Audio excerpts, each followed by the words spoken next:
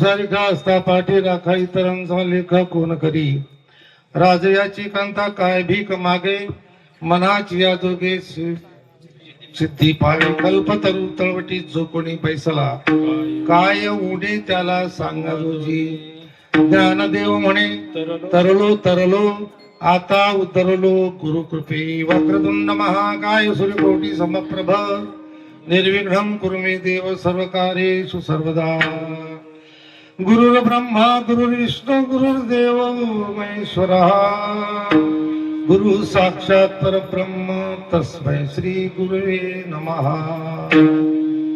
ओम नमो ज्याद्या वेद प्रतिपाद्या जय जय सत्संवेद्या आत्मरूपा देवा तुझ गणेशू सकल मती प्रकाशू म्हणे निवृत्ती दासू अवधारी जोजी मज हृदयी सद्गुरु जेने तारिलो संसार पुरु मनोनी विशेषात्यादरू विवेकावरी का चिंतामणी जालिया हाती सदा विजय वृत्ती मनोरथी तैसा श्री मनोरथी तैसा पूर्ण काम श्री निवृत्ती ज्ञान देव म्हणे मनोनी जाणतेने गुरु भजीजी तेने कृतकार्य होईचे जैसे मूळ सिंचने सहजे शाखा पल्लव संतोषती समचरण सरोजम सांद्र नीलांबुदाभम जगननीत पाणी मंडनम मंडनानम तरुण तुलसी माला कच्चलम कच्च नेत्रम सदय धवलासं विठ्ठलं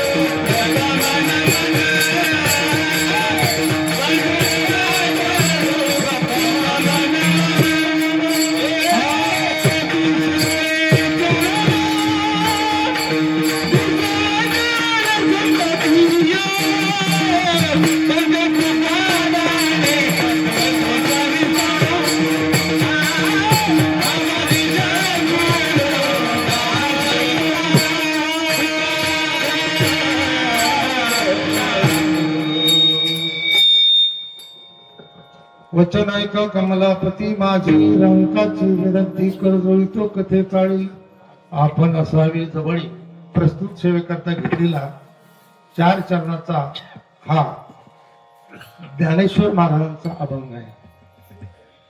माऊली ज्ञानेश्वर यांचं वाङ्मय आपण जर पाहू गेलो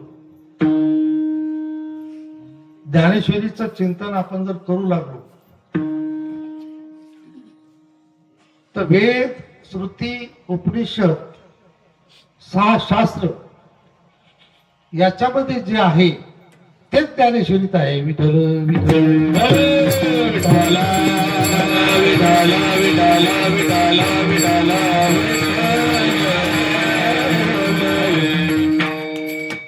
वेद हे देवापासूनच निर्माण झालेले आहेत. विद्वान मंडळी तुम्ही समजू शकता म्हणून मला कीर्तन सोपं जाणार सांगा. बरं का? वेद हे देवानिर्मित आहे. वेद हे देव निर्मित आहे. आणि वेदामध्ये भारतीय संस्कृतीप्रमाणे संन्यासाश्रमाचं वर्णन आहे, ग्रस्ताश्रमाचं वर्णन आहे, वानप्रस्थाश्रमाचं वर्णन आहे, साधूचं वर्णन आहे. आणि या सर्व वाङ्मयाला मार्गदर्शन करण्याकरता श्रीकृपत आहे. विठ्ठल विठ्ठल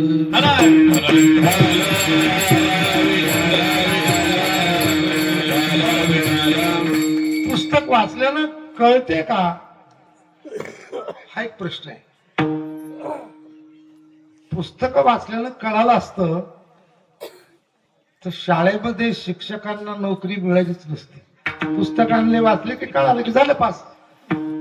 पण शिक्षकांना त्या पुस्तकातला अर्थ, अन्वय, विश्लेषण करून त्याचं एक्सप्लेनेशन करून ते समजावून दिल्यानंतर खरा त्यातला अर्थ कळतो.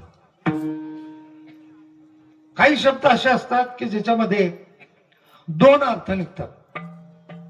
बरं तुम्हाला पाहून घेऊ भांडणातही शब्द वापरतात. पाहून घेईल. बरं का? तुम्ही चिंता करू नका, लग्न जरी जवळ असला तर पाहून घेऊ आपण. हा एक पाहून घ्यायचा महाराज अर्थ आहे. म्हणजे काळजी करू नका. पाहून घे दुसरा हा आदरवीचा एक शब्द आहे. शब्दाचे अर्थ जे आहेत हे आम्हाला वाचून कळू शकत नाही. त्याच्याकरता मार्गदर्शक आपल्या सर्व धर्मशास्त्रामध्ये आणि पृथ्वी लोकावरती जेवढे काही देवाचेही अवतार झाले त्या देवाच्या अवतारामध्ये सुद्धा भगवंताला अनेक दिवस आपल्या गुरुच्या आश्रमात राहावं लागलं. विठ्ठल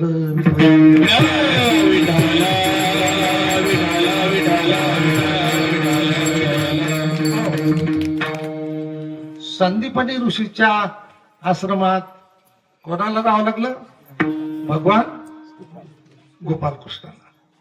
वशिष्ठ मुनीच्या आश्रमात कोणाला राहावं लागलं? प्रभू श्रीरामचंद्रांना. वशिष्ठ मुनी तारक. राम केला ब्रह्मज्ञानी, वशिष्ठ मुनी तारक. ते तुम्हाला मला जीवन कसं जगावं हेच कळत नाही म्हणून गुरु आहेत. विठ्ठल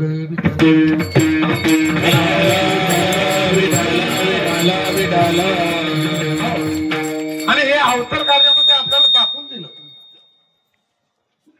प्रभू रामचंद्रांनी गुरुच्या आश्रमामध्ये या पृथ्वी नियमाप्रमाणे ज्ञान प्राप्त केलं. व्यवहार दृष्टीनं, अंतरदृष्टीनं म्हटलं तर त्यांनी त्या गुरुपदाला मान दिला, गरज नव्हती. विठ्ठल विठ्ठल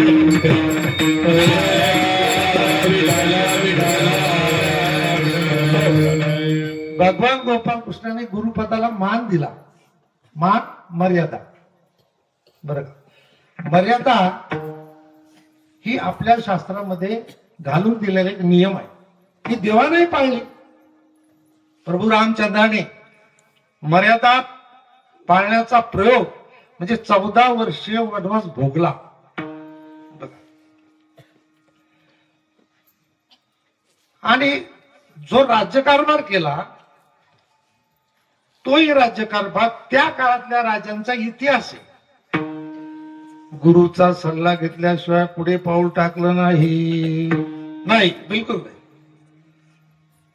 दशरथ राजानं प्राण सोडल्यानंतर आता पुढे काय करायचं हे सर्व ऋषीमुळे तिथं आले. आणि उल्लेख आहे की विचार विनिमय करायला ते यायला वेळ लागल्यामुळं यांना तेलाच्या मध्ये ठेवून दिलं. प्रेत बॉडी, डेड बॉडी असं म्हणून सल्ला बसलं. इथं येऊन आम्ही एक दिवस बैठक घेऊन गेलो. सल्ला बसलं. मार्गदर्शन आणि चिंतन करून त्यामधला जो मार्ग असतो सर्वानुमते, लोकशाहीचे नाही का, 50% पुढे आले की जमलं काम. शास्त्रामध्ये सुद्धा विचार विनिमयाला, मार्गदर्शनाला खूप महत्व आहे. देवाने आपल्याला ते दाखवून दिलं आणि संत हे देवाचेच अवतार आहेत. एक लक्षात ठेवा, संत हे देवाचे अवतारच आहे. हा देव ते संत, देव ते संत.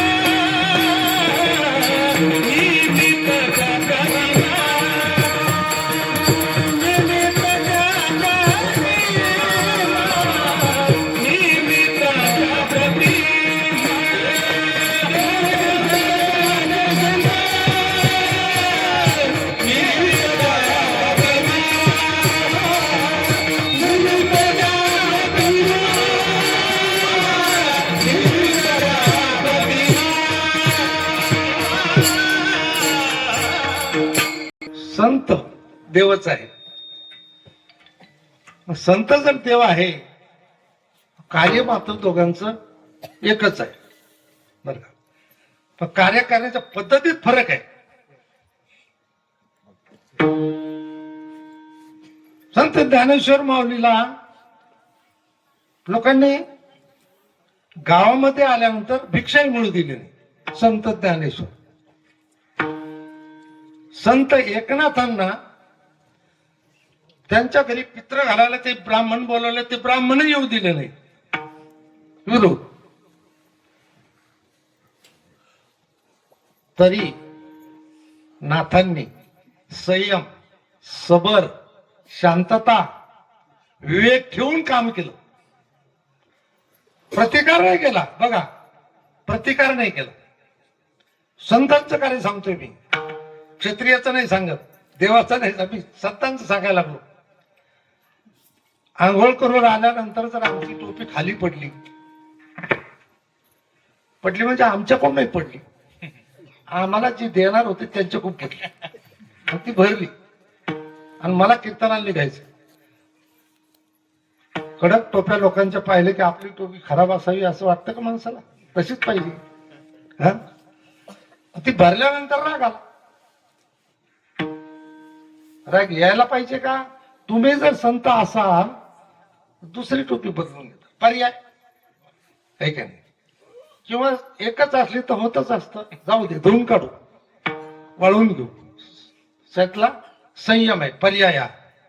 संतांच्या संदर्भामध्ये नाथांची आंघोळ झाली आणि नाथ पायऱ्यावरून नाथाच्या गावातल्या मंदिराकडे निघाल्याबरोबर एक त्यावेळेचा काळ होता. तो त्यावेळेचा काळ म्हणजे असा होता, कुतुबशाही, मुघलशाही, निजामशाही यांना भारताचा पाकिस्तानच करायचा होता. विठ्ठल विठ्ठल त्याचा संस्कृतीशी संबंध आहे. मंदिरं पाडले, मूर्ती फोडल्या. काशी विश्वनाथाचं असंच, मथुरेचं असंच, अयोध्येचं असंच. धर्म नष्ट करायचा. आणि सज्जनो, आज ते कार्य मोदीजी करायला लागले. विठ्ठल विठ्ठल. 10-10 लाख नाही, 50-50, 60-60 लाख लोक बाहेरून इतर संस्कृतीचे आले, पण गुन्ह्या गोविंदाने न राहिल्यामुळं त्यांना आता बाहेर काढून देणं चाललंय. विठ्ठल विठ्ठल.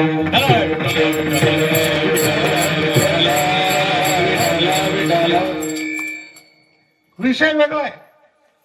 लोकशाहीमध्ये आपल्याला जास्त मतदान मिळावं ना आपणच मुख्यमंत्री असावं म्हणून कुणालाही डोक्यावर घ्यायचं, ही वाईट प्रवृत्ती भारतामध्ये अनेक दिवसापासून आहे. विठ्ठल विठ्ठल. संतांचं कार्य मात्र असं आहे की ते काही विशिष्ट नियमामध्ये मानलेलं आहे. त्याच्या बाहेर त्यांना पाऊल टाकता आला नाही, त्यांनी टाकलाय नाही. संत एकनाथ महाराजांच्या अंगावरती यवन राज्यामध्ये एक थोडीशी मगरुरी म्हणता येईल त्याला. हे नाथ आहेत, जातात, ब्राह्मण माणूस पूजा करतो, पोथी सांगतो, ध्यान सांगतो, पण याची किंमत काही नाही. मग त्याने काय केलं की पान खाऊन थुकायचं असा मनात विचार आणला. नाथ वर पायरीवर आले की पान खाऊन थुकाव अंगावर. एखाद्या बाईनं घरात रोडवरचं घर आहे तिनं आतून खरकट पाणी आपल्या अंगावर मुद्दाम नाही सहज श्री दरबार तुम्ही इकडे निघलं तुमच्या अंगावर पडलं आता कसं करता नाही का नाही का तुम्ही महाराज म्हणला त्या बाईला काही शिवाय देता येणार नाही आणि तिनं मुद्दाम टाकलं नाही हे तुम्हाला मान्य करावंच लागेल. बरं पण एक विक्षेप होतो गोंधळ होतो क्रोधही येतो. नाथ हे नाथच होते. येवन अंगावरी तुंका देवणी मोठा गेला, देवणी मोठा गेला, देवणी मोठा गेला. येवन अंगावरी तुंका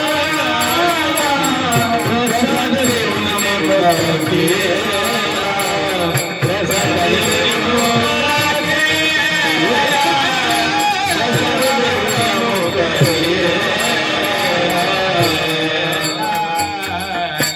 यवन अंगावर थुकला रागावले नाही.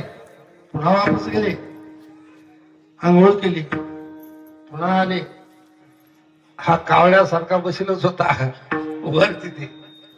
पुन्हा एकदा पुन्हा एकदा पुन्हा एकदा पुन्हा एकदा त्याची संख्या सांगितली 108 वेळा. मला वाटतं तो माळीचा जपच झाला त्याच्या 108 वेळा. तो संत आणि नाथांचं वर्णन असं आहे संत श्रीमंत आणि शांत. विठ्ठल विठाला विठाला विठाला विठ्ठल. संत आहे शांत आहेत आणि श्रीमंतही आहे. शेवटी थुंकणारचा थुका कमी झाला कंटाळा तो थू थू करू जिभही खरा त्याची थकून गेली आणि तो खाली उतरून त्याला पश्चाताप झाला. पश्चाताप आहे ना शुद्धता. त्याला पश्चाताप होत नाही तोपर्यंत हे करतच राहिले. बघा करतच राहिले. पश्चातापाने शुद्धता खाली आला. त्याने महाराज मी थकलो तुम्ही आंघोळी करून येऊन काही थकले मला रागावले वैतागले नाही पण तुम्ही रस्ताही बदलला नाही. तुम्ही काय केलं असतं वाय इकडून यायचं वाय इकडून रस्ताही बदलला नाही. कमाल आहे तुमची. तो म्हणतो तुमची दम धरायची कमाल आहे काय आणि क्षमा करा मला. तो थकलाय. तो म्हटलं अरे बाबा क्षमा कोणाला करत असते ना म्हणतात ज्यानं चूक केली त्याला क्षमा करत असते. बघा ही चूक नाही का चूक नाही काही. एवढे वेळ त्रास दिला ही चूक नव्हती का चूकच होती. नाथ म्हणतात बाबा क्षमा तुला करायचं कामच नाही तू चूक केलीच नाही. त्यावेळी महाराज असं उलट बोलू नका. ते म्हणलं अरे तसं नाही एका दिवसाला गंगा स्नान मी एकच करत होतो. आलं लक्षात तुमच्या. पण तू थुकला की मी आंघोळ करेल तू थुकला की मी 108 आंघोळी झाल्या. 108 दिवसाचं पुण्य तुझ्यामुळे झालं विठ्ठल. ते संत होते आणि गावबाचे गुरुही होते. गावबाचे गुरुही होते. गावबाचा त्यांनी त्या ठिकाणी आयुष्यामध्ये त्यांनी काय केलं फक्त झाडायचंच काम केलं ना. तै त्यान पैगा बरवे ज्ञानेश्वरी मध्ये सांगतात नाही का. जरी मणी आती आणावे तरी या संताशी भजावे सर्वस्वेशी. आळंदीला जायला सांगितलं का जाऊन असा अर्थ नाही. काशीला विश्व तिथे जायला सांगितलं वेधशाळेत जायला सांगितलं नाही नाही. तरी या संताशी भजावे सर्वस्वेशी. आणि कारण तेवढंच होतं फक्त पुरणपोळी मला घरी मिळत नाही. त्याला आईनं त्याला पुरणपोळी खायसाठी गावबाकडे पाठवलं. पण महाराजांच्याकडे काय काम ते म्हटलं बा काम तर आमच्याकडे नाहीये, आम्ही भागवत वाचतो, लोक ऐकतात, तुला काय काम, झाडच आहे, समोरचा भाग झाड, मागचा झाड, बर का.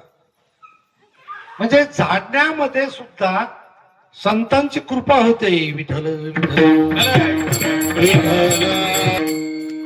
आता तुम्ही सुंदर अशा प्रकारचा सडा टाकून रांगोळ्या काढल्या, तिथून महाराजांची पालखी गेली, तुम्हाला आशीर्वादच मिळाला. विठ्ठल विठ्ठल.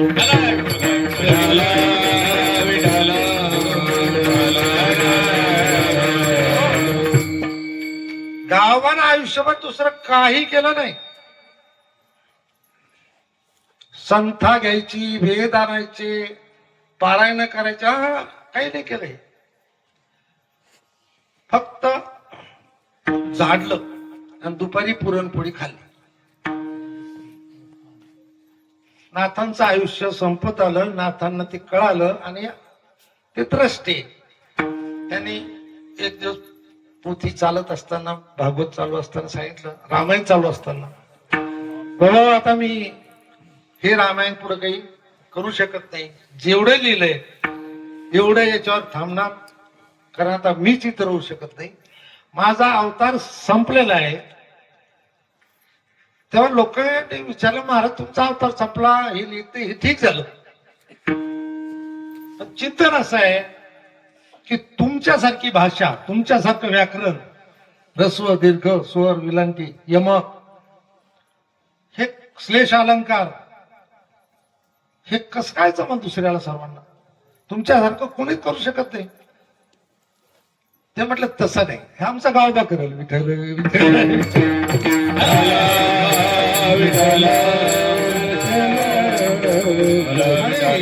रामायणाच्या 49व्या अध्यायाच्या पुढची कथा सर्व गावबाने लिहिल्या.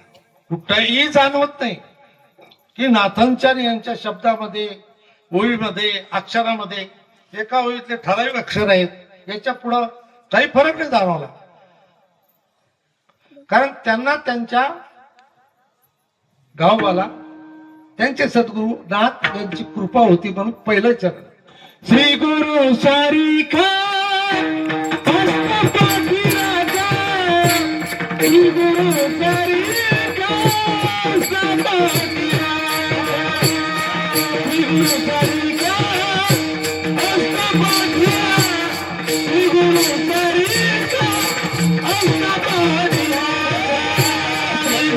सारिखा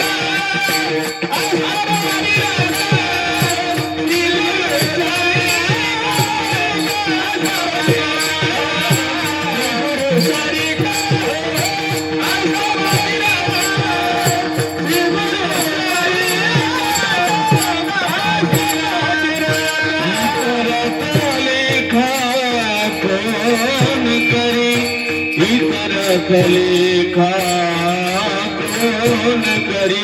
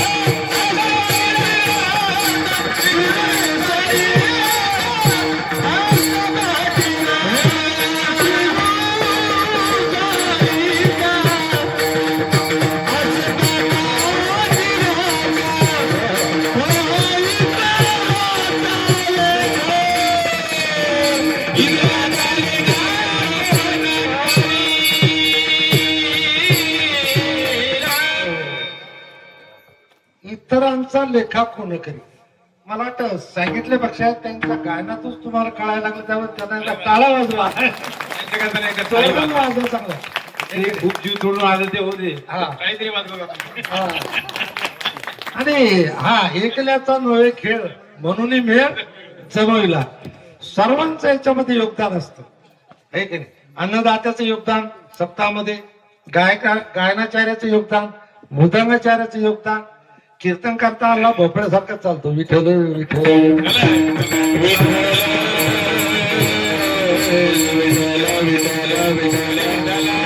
संत ज्ञानेश्वर माऊली एक स्वाभिमानानं सांगतात, इतरांचा लेखा कोण करी. चिंतन जर केलं तर ज्ञानेश्वर माऊलीच्या सुरुवात 18 अध्यायामध्ये, गीतेचे 18 अध्याय, आणि माऊलीनं त्याच्यावरती भाष्य केलं हे 18चा अध्याय. गीतेचे श्लोक 700 श्लोक आणि ज्ञानेश्वरीचे भरपूर, एके नाही. मग या ओव्याचं विश्लेषण माऊलीनं करताना एक महत्वाची गोष्ट, ज्यावेळेस आपण पारायण करतो त्यावेळेस एक लक्षात ठेवणं गरजेचं आहे की त्यांनी सद्गुरूचं नाव पदोपदी उल्लेख करून पुढे लेखन केलंय. निवृत्ती प्रसादे ज्ञानदेव बोले. बर का? प्रत्येक याच्यामध्ये निवृत्तीनाथांचं एक शक्ती, निवृत्तीनाथाबद्दलचा आदर त्यांनी त्या ओव्यामध्ये प्रसिद्ध केलं. सद्गुरूला नेहमी कायम स्वरूपी त्यांनी आपल्या हृदयामध्ये ठेवलेले. आता हृदय आपुले चौपाळून या भले, वरी ठेवू पाऊले श्री गुरुची. बघा, श्री गुरुची पावलं हृदयात ठेवल्यामुळं ज्ञानदेव म्हणे, तरलो तरलो आता उतरलो. बघा, गुरुकृपेच. असं का? एकदा असं घडलं, गुरुचरित्रामध्ये दीपक आणि संदीपक हे गुरु शिष्य. इतरांचा लेखा कोण करी, म्हणजे आम्हाला बाकीचा लेखा त्यांना बोलवण्याची गरज किंवा त्यांच्या वाचून काहीतरी आमचं आडलं असं आमचं नाहीच आहे. कोण करी? 10 ठिकाणी चहा पिला माणूस 11 ठिकाणी पिईल का? तो म्हणतो हात जोडले तुम्हाला का?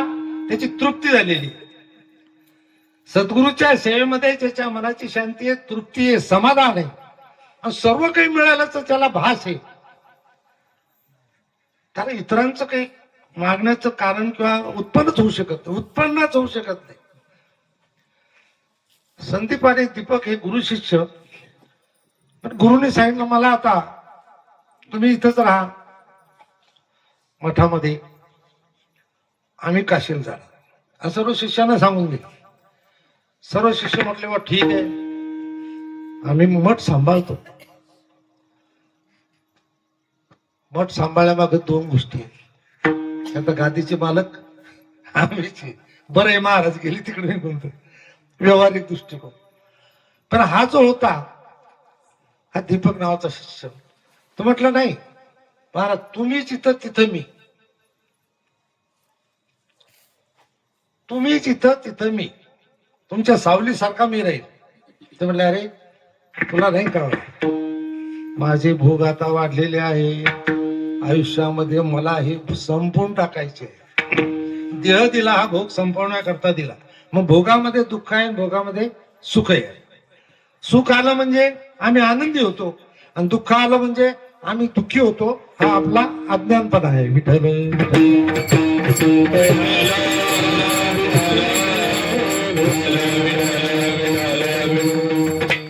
आंबा सगळ्याच्या अगोदर रस करून घ्या आणि आनंद मिळवा. तसं हा शरीर आहे. हळूहळू हळूहळू आपल्याला नकळत ते संपत आलं. आमची तक्रार होते, टोंगळे दुखतात, कंबर दुखते, पाठ दुखते, म्हणजे आम्हाला जगा वाटत, मरा वाटत नाही. विठ्ठल विठ्ठल.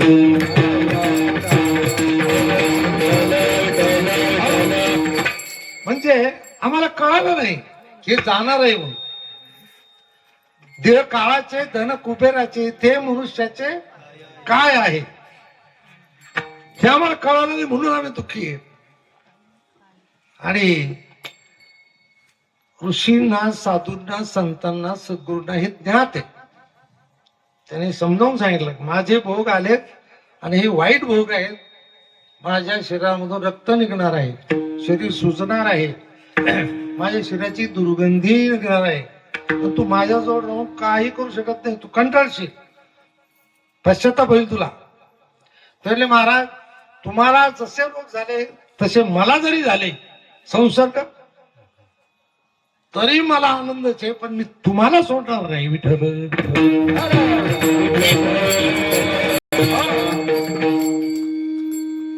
महाराज म्हणले ठीक आहे. निष्ठावंत भाव भक्तांचा स्वधर्म निर्धार हे वर्मा चुकवून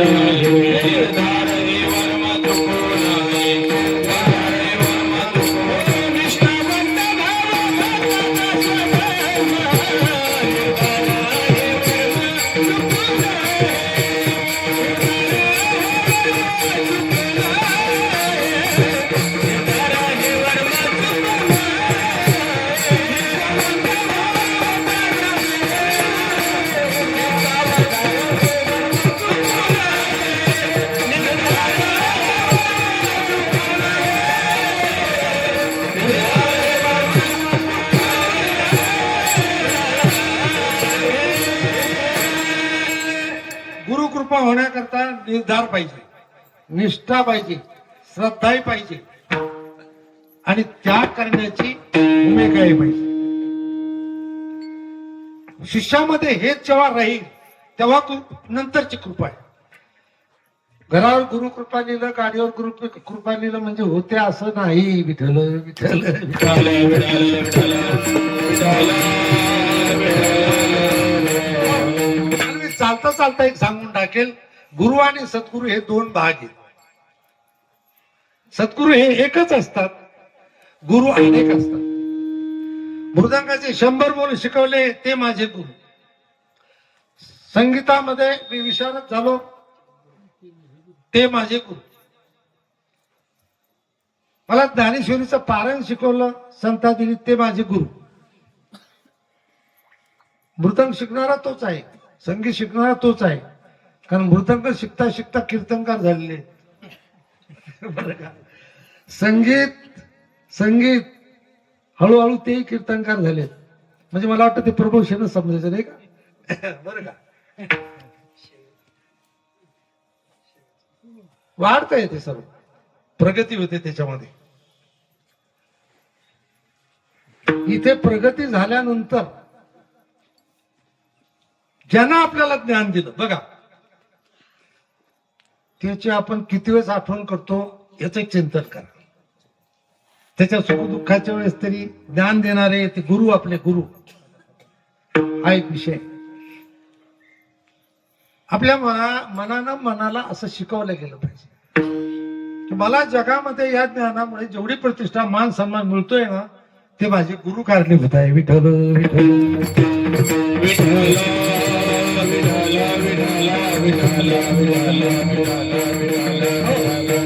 गुरु अनेक आहेत.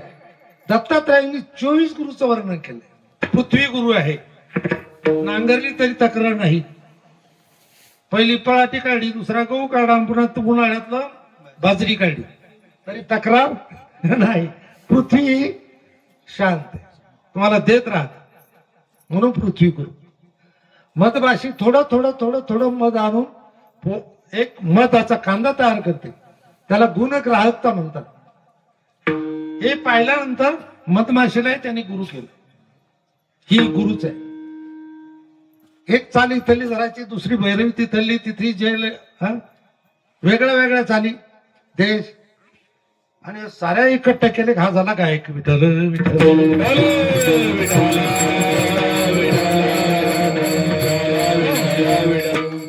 ते म्हटलं बरं एवढं कसं तुला जमलं? ते म्हटलं याच्याकडून एक, त्याच्याकडून एक, त्याच्याकडून एक. मग ते घोटत गेलो. आणि जेव्हा ती मला कुठेतरी अडचण आली मी त्याला विचारत गेलो. हे प्रामाणिकपणा म्हणजे गुणग्राहकता.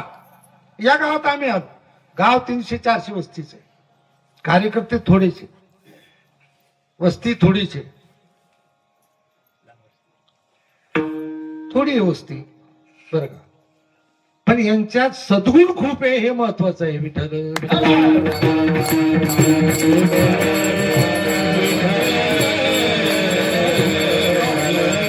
यांच्यामध्ये सद्गुण आहे, गुणग्राहकता म्हणतात त्याला. यांच्याजवळ भक्ती आहे, यांच्याजवळ प्रेम आहे, यांच्याजवळ श्रद्धा आहे, महाराजांच्या कार्याबद्दलचा आदर आहे, हे सद्गुण आहेत. आणि या सद्गुणाच्या ठिकाणी बाकीच्या उणिवा ज्या असतील त्या पाहायच्या नसतात. त्याला निगेटिव्ह थिंकिंग म्हणतात, नकारात्मक. जे चांगलं आहे ते घ्यायचे आणि त्याच्यातून आपल्याला चांगलं घडवायचं. विठ्ठल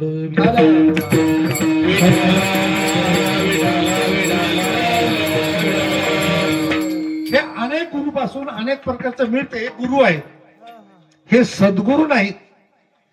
सद्गुरु म्हणजे गुरु परंपरागत गादी, त्याचे ते सिद्ध पुरुष. इथे आपल्या परंपरेचे फोटो आहेत. परंपरेचे वंदनीय आत्मानंद सरस्वती म्हणजे रंगनाथ महाराज दत्ता होता नावा, जालना तालुका, सिद्ध पुरुष. यांचे शिष्य श्वासानंद सरस्वती उर्फ संत बाळाराव महाराज, परंपरा. त्यांचे उत्तराधिकारी सत्पुरुष संत दिगंबर महाराज. परंपरा आहे. संसारामध्ये कुळ जुळलं की ती सोयरीक जुळते. सद्गुरूमध्ये कुळाचा संबंध आहे, परंपरेचा आहे, गादीचा आहे. त्यांनी यांना आशीर्वाद दिला म्हणून यांच्यात ताकद आली अध्यात्म. यांनी यांना आशीर्वाद दिला म्हणून ताकद आली, आणि यांनी तुम्हा मला आशीर्वाद दिला म्हणून आपलं कार्य चाललंय. विठ्ठल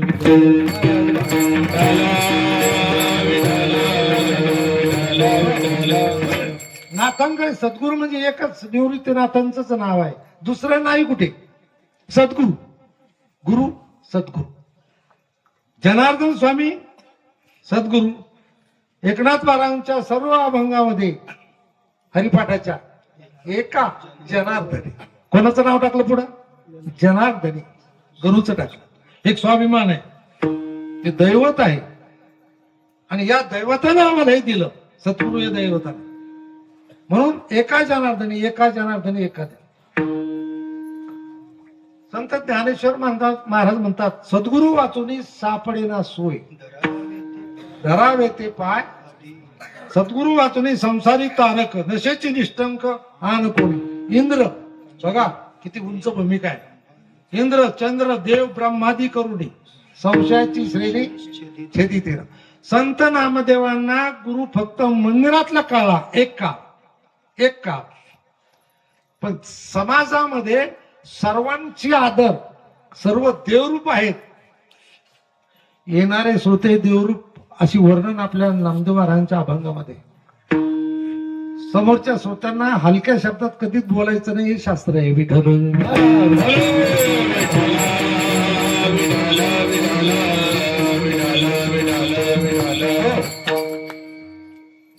सृष्टीमध्ये वृक्षवल्ली आम्हा सुईरे वनचरे, पक्षी ही सुस्वरे आळवीत. वृक्षामध्ये देव आहे, चैतन्य आहे. हे आम्हाला न कळाल्यामुळं नामदेव महाराजांना संत भगवंताने पांडुरंगाने तीर्थयात्रेला पाठवलं. तीर्थयात्रेला पाठवल्यानंतर परमार्थ या भक्ती मार्ग आहे, खाना खुना पटतात. संत नामदेव, गोरोबा काका, तेरढोकीचे, ही सारी मंडळी बसलेली असताना संत नामदेवांकडे पाहिलं. गुरु विनय व्यर्थ सर्व काही, नामामध्ये गुरु कृपेची बळे, मूर्खही तरेल भाकमाची. गुरु कृपा असले तर गावबाई तरला. आपल्याला पुन्हा दीपक संदीपकडे जायचंय. सर्वांनी पहिला नामदेवांना अजून शरणागती नाही, गुरुमंत्र नाही. इतरांकडून ज्ञान आहे, पण बीजमंत्र मात्र सद्गुरूकडून आहे. विठ्ठल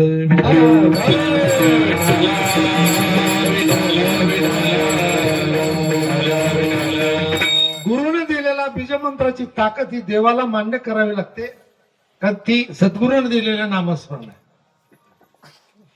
नाम गौण नाम दोन्ही प्रकार आहे. हातानं फेकलेला खडा, गलोलीनं फेकलेला खडा आणि बंदुकीतून सोडलेली गोळी, बंदुकीतून सोडलेली गोळी दूर जाते. तसं सद्गुरूने दिलेल्या बीजमंत्राची ताकद जी आहे ही बाकीच्या पेक्षा मोठी आहे. विठ्ठल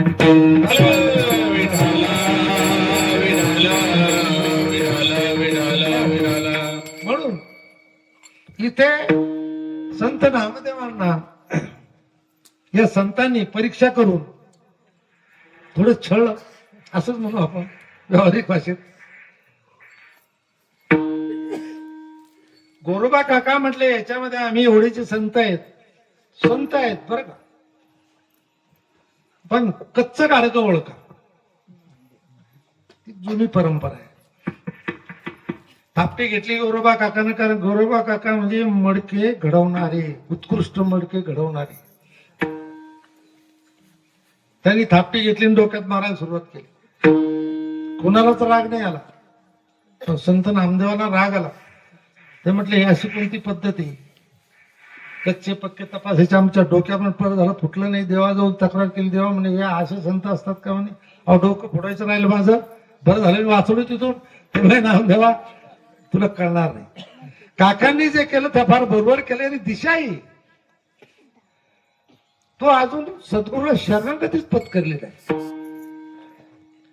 पक्षाचा उमेदवार आणि अपक्ष उभं राहणं.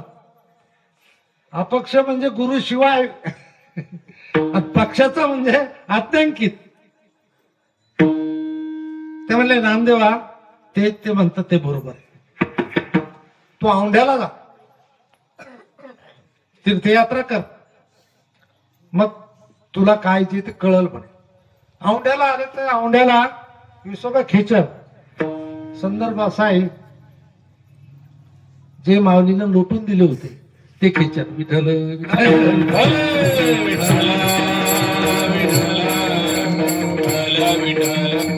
त्यांनी मडकाई मिळून दिलं नव्हतं बरं का. संदर्भ आहे तसा शास्त्रीय. ते तिथं त्या औंढ्याला.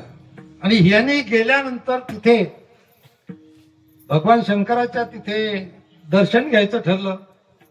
12 ज्योतिर्लिंगातलं एक ज्योतिर्लिंग.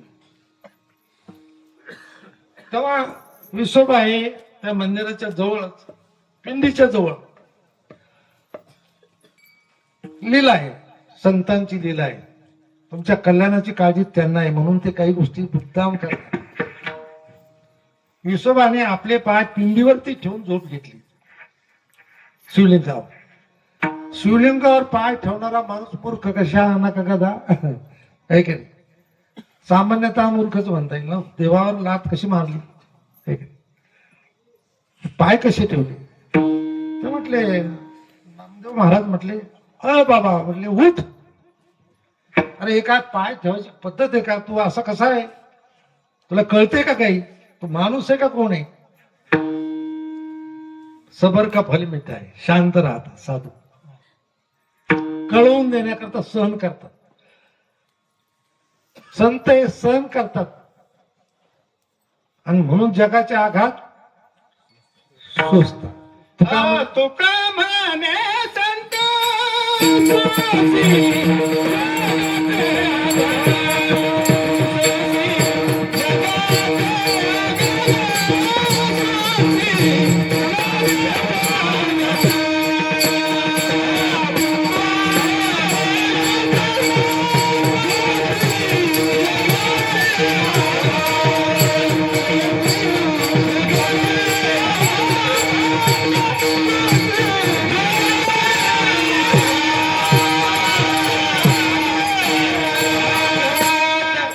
म्हटले बाबा बाळा तू आलास तर फार चांगला म्हणतोस तू, बरोबर आहे तुझं, पण शरीर थकल्यानंतर परावलंबी मनुष्य होतो, परावलंबी होतो तू. दुसऱ्यानं दिलं तर त्याला मदत होते. हे शरीर थकल्यानंतर उठता येत नाही, टोंगळे वाकत नाहीत, डोळ्यानं दिसत नाहीत, परावलंबी. ते म्हणजे बाबा माझे पाय सुद्धा उचलत नाही, तू एवढे उपकार कर, माझे पाय उचलून बाजूला ठेव. बघा सिद्धांत चिंतन लक्ष देऊन ऐका तुम्ही. साधी सरळ गोष्ट आहे, पण चिंतन फार मोठं आहे त्याच्यात. त्यांनी पाय धरले नामदेवांनी आणि बाजूला गेले. चतुरातुर शिरोमणी गुण लावण्याची खाणी मुकुट सकळा म्हणे धन्य तुझी विठोबा. भगवंत चतुर आहे. जिथं पाय उचलले आणि बाजूला ठेवले त्या पायाखाली दुसरी पिंड, तिथून उचलले बाजूला ठेवले तिसरी पिंड, पुन्हा बाजूला चौथी. नामदेवांचं डोकं चक्रवलं. ते म्हटलं हे काय असं आहे? इथं महादेव तर इकडे कुठं महादेव? मी इथं पाय तर इकडे ठेवले, इथंही महादेवच आहे. जे जे दृष्टी दिशे ते हरिरूप, पूजा ध्यान जप त्याशी नाही. हळू त्यांच्या मनामध्ये एक सिंहावलोकन केलं, आत्मपरीक्षण केलं की प्रत्येक ठिकाणी महादेव असायला पाहिजे. देवाकडे आले, देवा म्हटले तिथे असं झालं. अरे ते म्हटले ते काय करतास तुला तिथं पाठवलं? विठ्ठल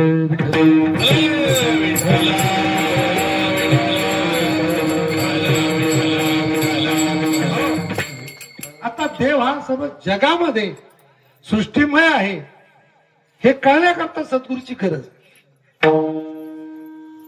सद्गुरूशी एकनिष्ठ झाल्यानंतर त्याला देवाची गरज नाही. विठ्ठल देवाचं भजन करायची गरज नाही, देवाची पूजा करायची गरज नाही, देवाकडे जायची गरज नाही. सद्गुरूची शरण जाय त्याची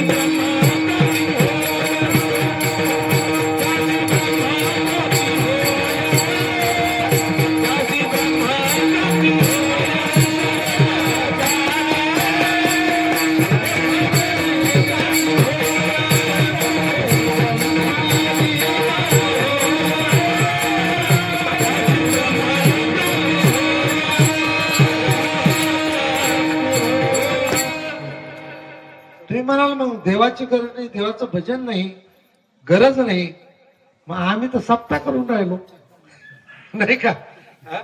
हे कसं? ही आज्ञांकित परमार्थ आहे. गुरुनं सांगितलं म्हणून आम्ही हे करतो. विठ्ठल विठ्ठल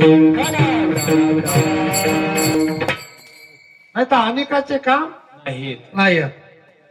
तो दीपक जो होता तो असा एकनिष्ठ होता आणि एकनिष्ठ असल्यामुळे तो काशीमध्ये अनेक वर्ष महाराजांच्या सोबत होता. महाराजांना जसं जसं व्याधी वाढल्या, रोग वाढले, तसं तसं महाराज काही खाईना, भिक्षा खाईना, कुठल्याही प्रकारचं काही नाही. मग हाही उपाशी राहू लागला. महाराजांना जर नाही दिल्यानंतर खात नाही तर मी खाणं काही योग्य नाही. माझं ते दैवत आहे, दैवत उपाशी आहे तर मला सुद्धा खाता येणार, ही त्याची श्रद्धा होती. तोही वाळू लागला, उपवास करू लागला. जगन्माता पार्वती आई साहेब काशीच्या, हे सारे मालक भगवान शंकर काशीमध्ये उपाशी राहणारा आई साहेबाला दिसला. तो आई साहेब भगवान शंकराकडे तक्रार करू लागली, तुमचं हे काशीचं वैभव वाया जाणार एक दिवस, इथं माणसं उपाशी राहायला लागलेत. ते म्हणले नाही, इथं उपाशी कोणी राहत नाही. ते म्हणले बघा सर दाखवते तुम्हाला. त्याने बोट करून दाखवलं. तो पाहतो गंगेच्या काठावरती आंघोळ करणारा 8 दिवसापूर्वी फक्त पाणी पितो. त्याचे गुरु आहेत तिथे. गुरुनं खाल्लं नाही का? हा खात नाही. मी एका घरी गेलो, 3:30 वाजले होते आणि त्या घराचा दरवाजा फुटवल्यानंतर थोडा उशीर झाला. घरातून मालक आले. ते म्हटले मी जेवण करत होतो, तितक्या तर ताई आले बाहेर. ते म्हटले हो, जेवण चालू असल्यामुळे जरा दरवाजा उघडायला उशीर झाला. लक्ष देऊन आहे का मी काय सांगतो? मी म्हटलं 3:30 तुमचं जेवण असतं? 3:30 हो म्हणे. म्हणे आता हे जेवल्याशिवाय मला जेवता येत नाही. काय म्हणतात त्या ताई? म्हणून मग तुम्ही दररोज असंच करता? ते म्हणले नाही नाही, मी सकाळी थोडं, समजलं का, सकाळी थोडं करून घेते, यांना यायला उशीर होतो. ते जेवल्याशिवाय मी जेवणार नाही असं काही पण नाही. व्यवहार आई साहेबांनी भगवान शंकराला दाखवलं आणि भगवान शंकरांनी ते पाहिले खरोखरच हा उपाशी राहतो. मग याची अडचण काय, का उपाशी राहतो? हा गुरु साठी उपाशी राहतो. भगवान शंकर आले, स्नान यानं केलं, हा कपडे घालून बाहेर आला, तेव्हा भगवान शंकर म्हणतात, अरे बाबा तू कोण आहेस, तू कुठून आला, कशा करता आला, इथे काय करतो, तू दररोज स्नान करतोस, कशा करतो? ते म्हटले माझे गुरु आहेत, त्यांना मी दिल्यानंतर जेवतो, पण तिथे आता 8 दिवसापासून जेवतच नाही. म्हणजे मग म्हणे मी सुद्धा ते काही सेवन करत नाही. ते म्हटले तुला काय पाहिजे? तुझ्या गुरुचे जे भोग आहेत हे मी आता संपवतो, त्याला दुरुस्त करतो. ते म्हटले ते मी सांगणार नाही. महाराज म्हणतात मी भोग भोगायलाच इथं आलो, भोग मला बाकी ठेवायचे नाही. जर आपण इथलं दुःख काही शक्तीमुळं कृपा सपात करून बाकी ठेवलं तर पुढच्या जन्मात पुन्हा भोगावं लागतं, असं शास्त्र आहे.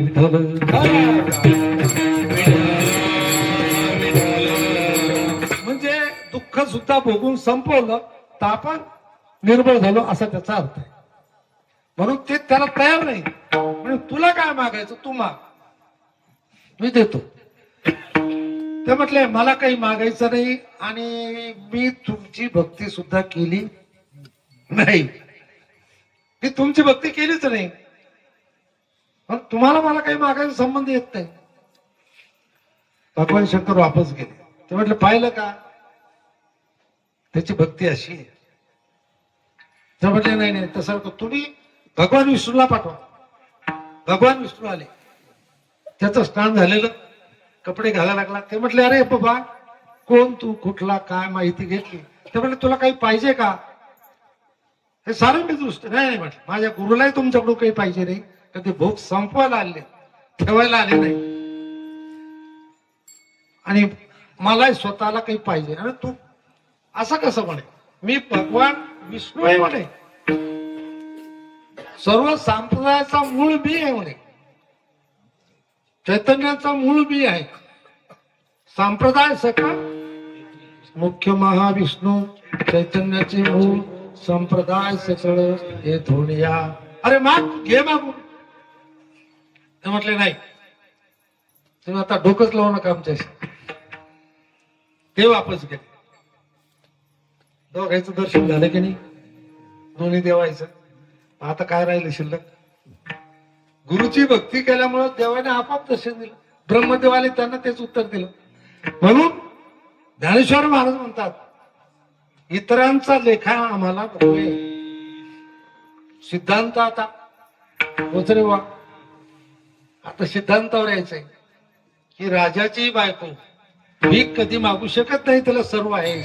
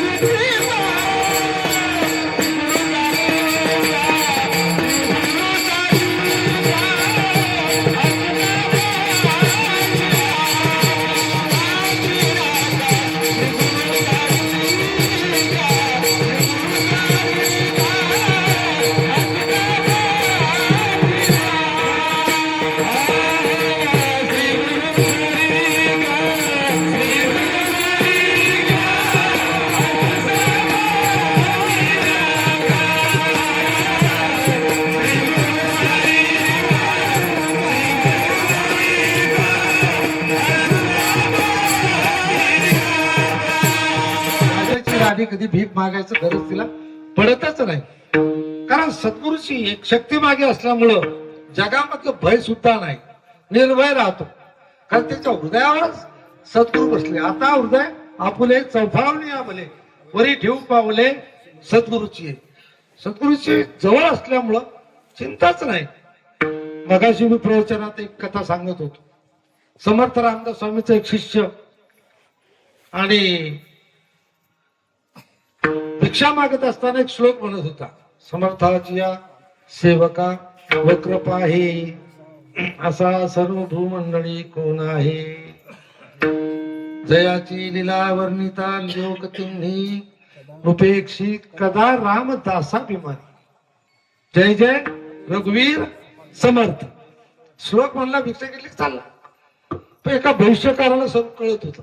ते म्हटलं अरे बाबा, समर्थाच्या सेवकाला वक्र कोणी पाहत नाही, पण तुला संध्याकाळी काय गेल्याशिवाय राहत नाही. विठ्ठल विठ्ठल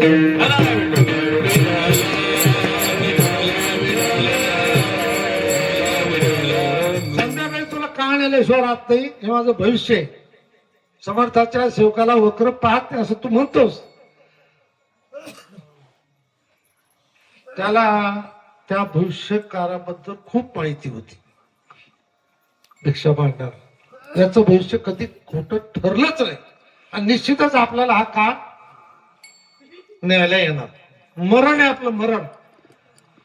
मरण म्हणलं की लोक आयशीमध्ये टाकतात, वाचाय करताच ना. आणखीन दुसरं काय, आणखीन ते हवा फुगायचं काय म्हणतात त्याच्या पुढचं तर दुसरे का नाव आहे का नाही. हा व्हेंटिलेटर. बरं ते कशा करता, मरू नये म्हणून, आयसीयू मध्ये मरू नये म्हणून, सलाईन मरू नये म्हणून, ऑपरेशन मरू नये म्हणून. मग बराच भर. आता आम्हाला टोंगळ्याचं भय होत. मला गोळ्या खाऊन आलो मी टोंगळ्यासाठी, आणि तुम्ही मला फुगडी खेळायला लावली. तुला अवघड का हो. लगे एकूण जर लागवली मला ते म्हणले टोंगळे टोंगळे करतात, फुगडी तर खूप हात. बरं ते काय आखाड्याच्या वाद्य ऐकू आले की अंगात पहिलवानाचे आल्याशिवाय आहे मामा असं केलं. मामाला गाडी आणता येत नाही. आणली तर शुगर आहे, बीपी आहे, आणि डोळ्याचे ऑपरेशन का झालेले. मी असं म्हणतो एवढं असल्यावर कशाला बरोबर करायची. आखाडा सुरू झाले की मामाला तम निघत नाही. मामा आल्याशिवाय राहत नाही. बरं का. पडले ते गाडी उंची डोळेस काय. हे अंतरंगातल्या वृत्तीची ताकद आहे. विठ्ठल विठ्ठल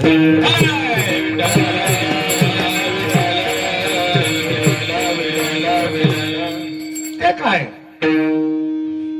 पाठीमागं आध्यात्मिक शक्ती आहे. 2 तास उभं राहायचं म्हटलं टोंगळे खराब होतात, म्हणजे दुःख देत त्रास देतात. पंढरपूरला सर आषाढ महिन्यामध्ये गेलो आणि फक्त म्हणला आपल्याला वाणी पाहायची. श्रीधर भाऊ किती लांब आहे, कोणत्या टीम, कोणते पत्र, कोणते प्रसादाचे भगुने पाहत पाहत गेलो. आमच्या जवळचे 2-3 भक्त होते. ते तरुण तडपदार होते. त्यामुळे तुम्ही वारीला का, मी फक्त पाहत राहणार, जमलं तर वापस जाऊ. पाहता पाहता त्या जमात राहिलो त्या 3 शेड मध्ये. सकाळी 3:30 वाजता दर्शन झालं भगवानचं. पायी रातभर. वृद्ध होती तरडेरे. आले देवाजीच्या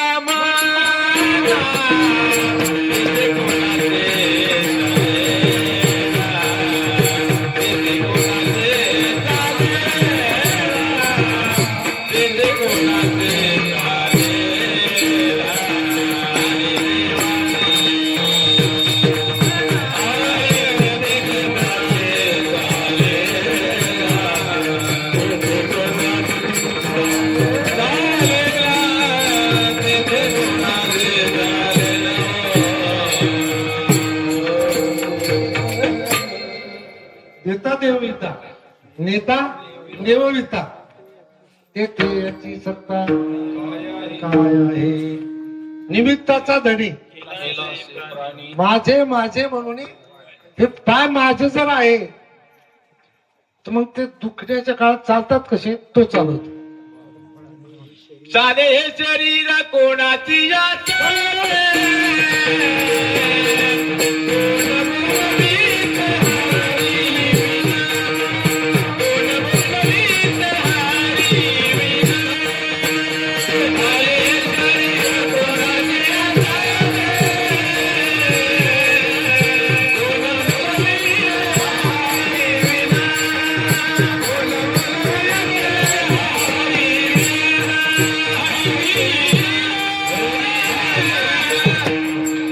ही आपली श्रद्धा पाहिजे, हा आपला भाव पाहिजे. देवाची सामर्थ्य, देवाची ताकद, करतुम अकर्तुम अन्यथा करतुम, या तिन्ही शक्ती भगवंताजवळ आहेत. आणि तुमची आमची श्रद्धा तेवढी पाहिजे. ती श्रद्धा ठेवत चाललं की त्याचं ध्यान तुमच्याकडे लागलं समजा, मग तुम्हाला तुम्ही राजाचीच कांताय, तर भीक मागायची गरज नाही. कारण तुम्ही ज्याच्या ज्या विचारावर, ज्या भूमिकेवर, ज्या तत्वावर, ज्या भक्तीच्या संबंधामध्ये संपर्कामध्ये आहात, तुम्हाला गरजच पडत नाही. ती शक्ती चालवते तुम्हाला. तुमचं आमचं किती घेऊ. मुकम करोति वाचालम पंगुम लंघयते गिरिम यत् कृपा तमम वंदे परमानंद माधवम. मुख्याला बोलायला लावतो, लंगड्याला पर्वत चढायला लावतो. आम्हाला एवढं चिन्ह कडे काय अवघड नाही. पण आम्हाला ती ताकद ओळखून त्याच्याशी संबंध त्या भगवंताशी सद्गुरूशी ठेवावं लागतात. आणि मग तो तुम्हाला अनुभव देतो. अनुभव आले अंगा जगात येत. जगद्गुरु तुकाराम महाराजांचे श्रद्धा निष्ठा निळोबा राहायची. 42 दिवस अनुष्ठान केले की मला अनुग्रह नेत तर तुम्ही कसे गेले. सांभाळिले सांभाळिले सांभाळिले अनाथ घरा आले घरा आले घरा आले केला पावन केला पावन निळा केला निळोबारायची श्रद्धा. इतके दिवस अनुष्ठान. वैकुंठाला गेलेले जगद्गुरु तुकाराम महाराज इतिहास सांगतो.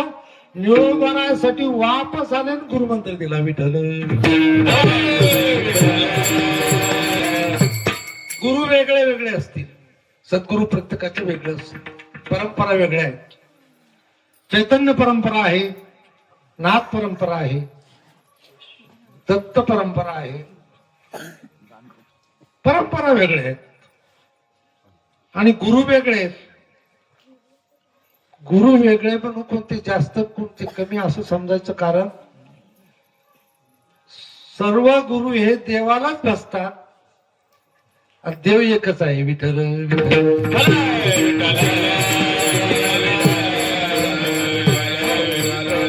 मी आमच्या पण वेळा म्हणत असतो श्रीधर्म. कुठल्याही संताला तुम्ही कमी समजू नका. त्यांचा अधिकार तोच आहे.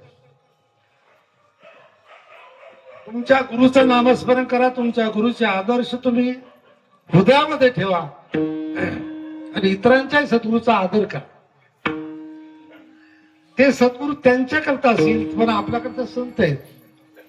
तुका म्हणे पापे जाती ज्ञानदेव म्हणता ज्ञानदेव. तुकाराम तुकाराम संतांच्या जपाची ताकद आहे. मग कोणताही संत असेल त्याचा उपहास दुरान्वये द्वैत बुद्धीनं वागायचं नाही, अद्वैत वृत्तीनं वागायचं. अद्वैत असल्यानंतरच त्याला भगवंताची प्राप्ती होते, ओळख होते. द्वैताची झाडाने गुरु ज्ञान तया कैसे कीर्तन घडेल नाही. ज्ञानेश्वरांना सरळ ठोक सांगतात. पण एक लक्षात ठेवा, शेजारची बाई उपाशी आहे म्हणून तिला भाकरी जरूर द्यायची, पण आपली आई उपाशी मारून नाही द्यायची. विठ्ठल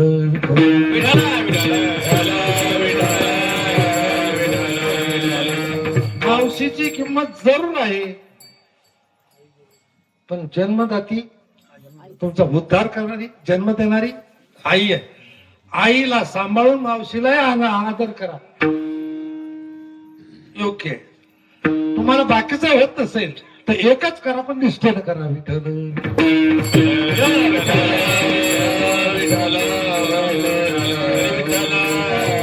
आणि निष्ठेचं फळ असं आहे, सद्गुरु श्वासानंद महाराजांचं चरित्र फार मोठं आहे, खूप आहे, अलौकिक आहे आणि 10-15 मिनिटात नाही, एका दिवसात न संपणार आहे. विठ्ठल विठ्ठल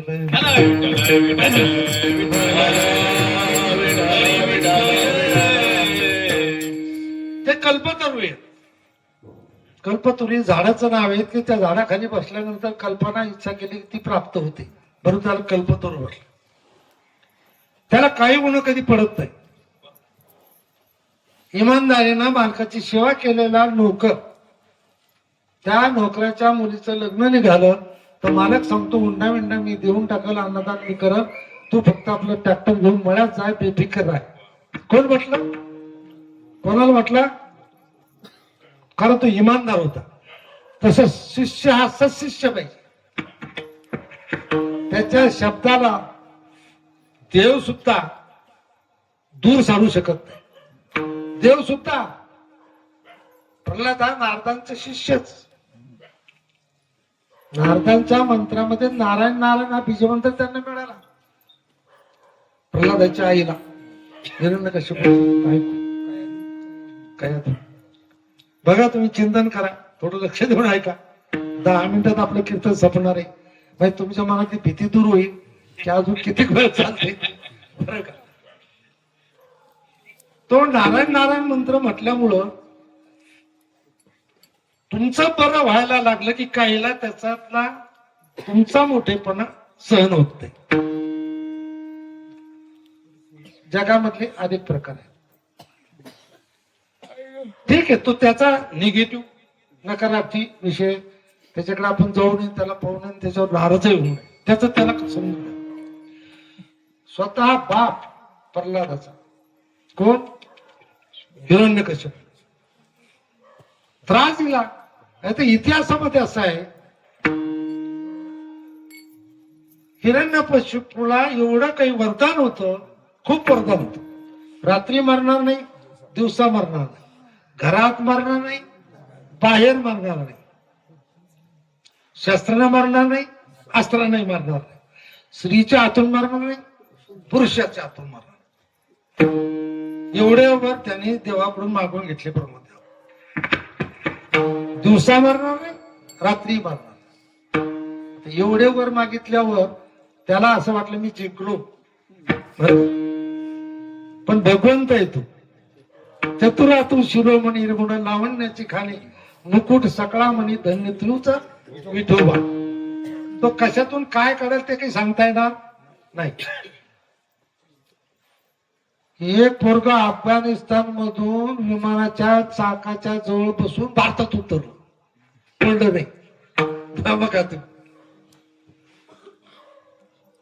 बाहेरच्या बाजूने पडलं नाही. आश्चर्य.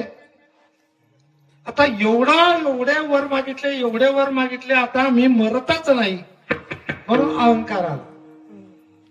नवल अहंकाराची गोठी विशेष न लगे ज्ञानापाठी सज्ञानाच्या जोबे कठी नाना संकटी.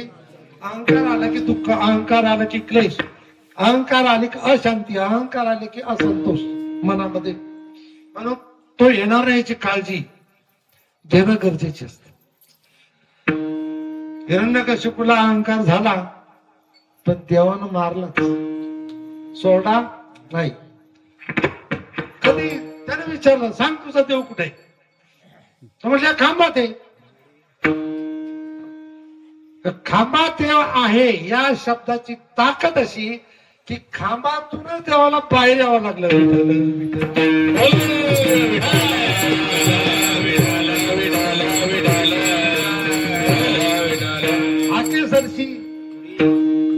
हाके सरशी उडी घालून या स्तंभ भोळी ऐसा कृपावंत कोण माझ्या विठाई वाचून.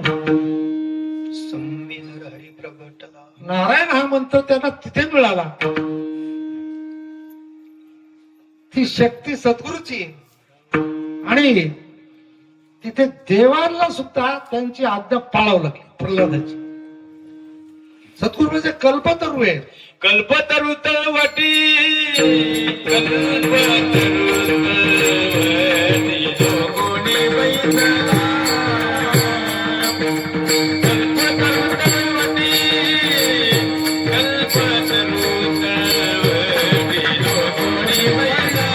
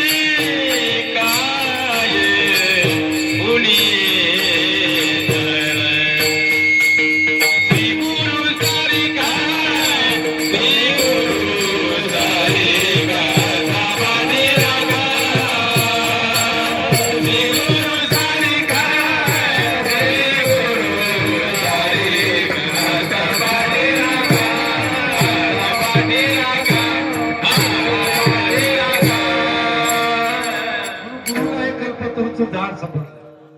ती सेवा जो करा त्याला धन्यवादच आहे.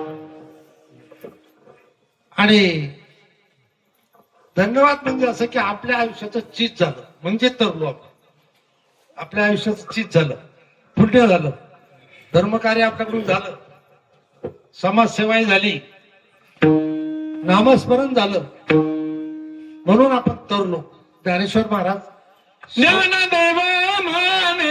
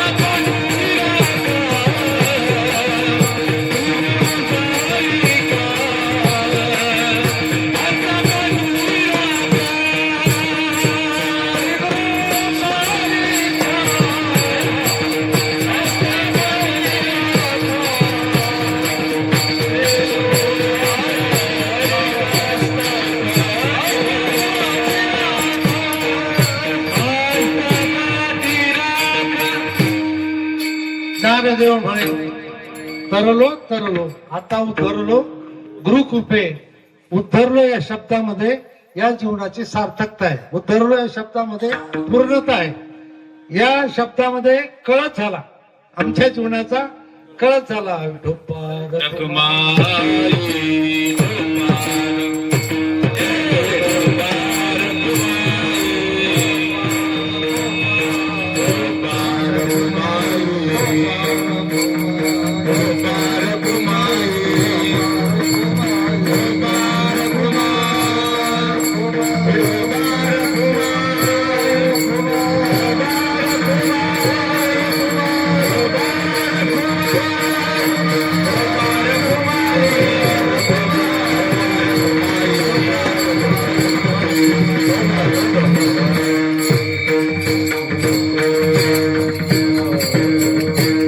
सद्गुरु सारिका पाठी राखा, इतरांचा लेखा कोण करी. राजयाची कांता काय भीक मागे, मनाची या जोगे सिद्धी पावे. मनाची या जोगे तुमच्या मनात येईल ते होईल. माझ्या मनात असं आलं होतं की या दोघा चौघांना आलं पाहिजे. बरं का, टाळा वाजव त्यांच्याकरता एकदा. माझ्या मनात आलं होतं. बरं, आणि खरं सांगू का, हे जिव्हाळ्याने येतात. सद्गुरु श्वासानंद माऊलीच्या कार्यावर असतील, सेवेवर असेल, त्यांचं प्रेम आहे म्हणून त्यांच्या चरणी नतमस्तक. विठ्ठल विठ्ठल.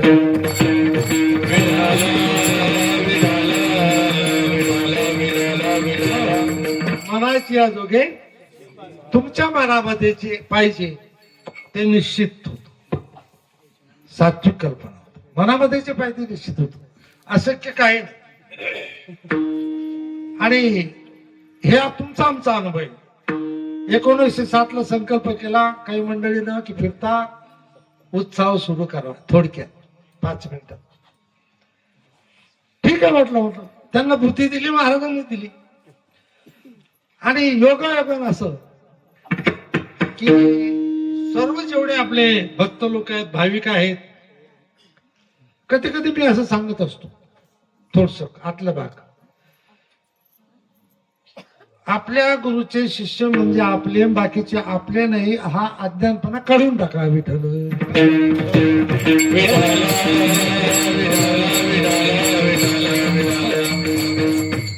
एखादा विचारतो हे आपले गुरु भक्त आहे, मी तू सारेच आपले भक्त आहे. बर का? समुद्र एकच आहे, फक्त समुद्राला नाव वेगळं आहे. अरबी, हिंदू, सागर, नद्या वेगळ्या, आपण जातात समुद्रालाच. हा एक अज्ञान काढून टाकून सर्वांनी प्रेमानं एकमेकाला मदत करून तो आनंद घ्यायचा आणि आनंद द्यायचा. याच्याशिवाय जगात दुसरं काही नाही. विठ्ठल विठ्ठल.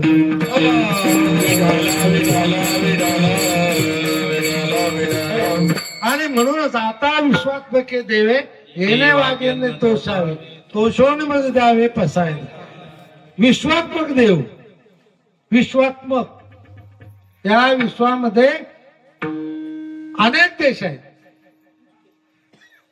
विश्व म्हटलं त्यांना. विश्वची माझे घर, ऐशी मती जयाची स्थिर, किंबहुना चराचर आपण. मग गाव वेगळे आहेत, नावं वेगळे आहेत, पण सारे आपलेच आहेत. ही भूमिका जेव्हा आपल्या मनात येते ना, तेव्हा सर्वच आपले होतात आणि तुम्ही त्यांचे होता. विठ्ठल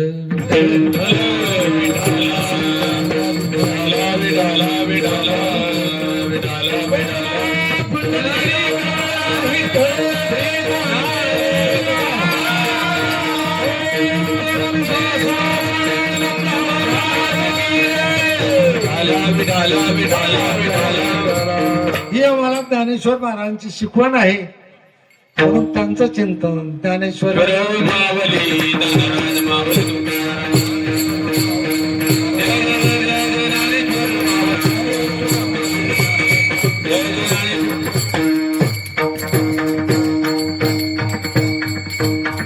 सद्गुरु श्वासानंद महाराजांचं 11 वेळी स्मरण करू. स्मरण याचा अर्थ असा आहे की त्यांना आव्हान असतं. सर्वांना ज्ञानदेव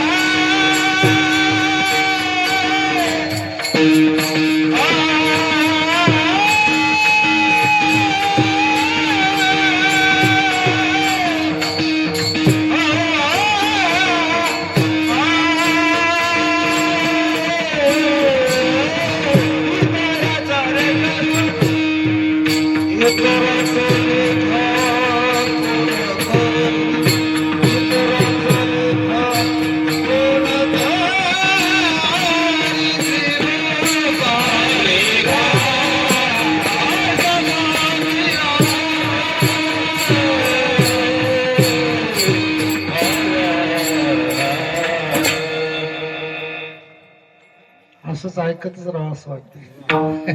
टाळा वाजवा सर्व. जे झोपले त्याने सुद्धा टाळा वाजव, डोळे राहून गेले चालू.